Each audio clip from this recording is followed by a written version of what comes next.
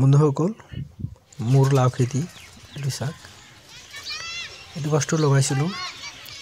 আগুন মাহত চাক আগুন মাহত লগাইছিলোঁ এতিয়া মাঘ মাহ চলি আছে চাক গছটো লাহে মৰি আছে তথাপিও চাক এতিয়া লাও লাগি আছে লাগিলেও এতিয়া লাওটো উন্নত নহয় মানে লাওটো বেছি দীঘল নহয় সৰু এটা হৈ আছে এতিয়া 3 মাহ 4 মাহ হৈ গৈছে এটা লাও গছ লাও লাগি আছে এইটো চাক এইখানে লাওৰ এতিয়া উন্নত নহয় বেছি দিয়া গছটো লাহে মৰিছে যেহেতু এইটো চাক গছটো মৰি আছে এইখানে লাওটো উন্নত নাই চাওক আপোনালোকে অলপ ডাঙৰ হোৱা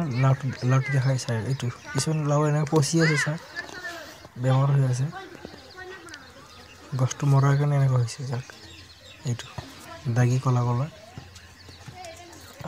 এইটো অলপ দীঘল হৈছে তথাপিও দীঘলটো বেছি দীঘল নহয় লাহে দীঘল হয়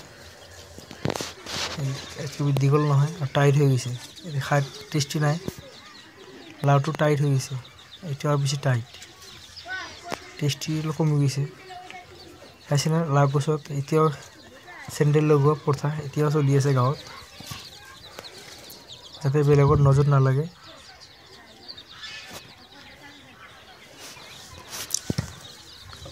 এইটো চাই লওক গছবোৰ লাহে মৰি আছে